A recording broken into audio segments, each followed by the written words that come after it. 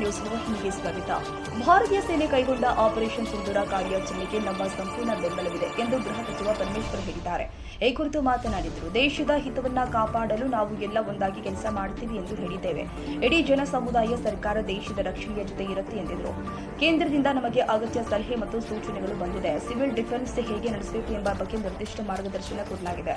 ಡ್ಯಾಂಗಳು, ಏರ್ಪೋರ್ಟ್ಗಳು ಸೇರಿ ಭದ್ರತೆಗೆ ಬೇಕಾದ ಕ್ರಮಗಳನ್ನು ಕೈಗೊಂಡಿದ್ದೀವಿ. ಕೇಂದ್ರದ ಇಂಟೆಲಿಜೆನ್ಸ್ ಸಂಸ್ಥೆಗಳೊಂದಿಗೆ ನಾವು ಸಂಪರ್ಕದಲ್ಲಿ ಇದ್ದೀವಿ. ಇನ್ನು ಸಿವಿಲ್ ಡಿಫೆನ್ಸ್ಗೆ ಸಂಬಂಧಪಟ್ಟಂತೆ 4 ಕಡೆ ಮಾಕ್ ಡ್ರಿಲ್ ಮಾಡ್ತಾ ಇದ್ದೇವೆ. ಜಿಲ್ಲಾ ಕೇಂದ್ರಗಳಿಗೂ ಕೂಡ ಅಗತ್ಯ ಮಾಹಿತಿ ಒದಗಿಸಲಾಗಿದೆ. ಇನ್ನು ಸಂಜೆ 4 ಗಂಟೆಗೆ ಬೆಂಗಳೂರಿನ ಹಲಸೂರಿನಲ್ಲಿ ಮಾಕ್ ಡ್ರಿಲ್ ಮಾಡ್ತೀವಿ ಅಂತ ಮಾಹಿತಿ ಕೊಟ್ಟಿದೆ.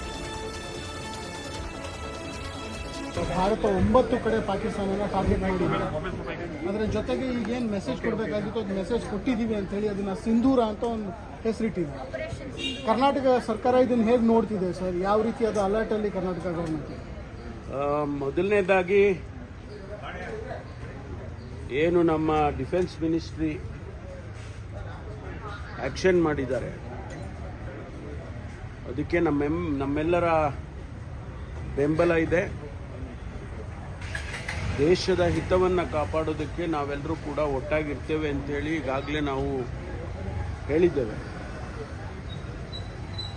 ಇಡೀ ಜನಸಮುದಾಯ, ಇಡೀ ಸರ್ಕಾರ ದೇಶದ ರಕ್ಷಣೆಗೆ ಜೊತೆಯಲ್ಲಿ ಇರುತ್ತೆ ಅಂತೇಳಿ ಮತ್ತೊಂದು ಬಾರಿ ನಾನು ಪುನರುಚ್ಚಾರ ಮಾಡ್ತೇನೆ.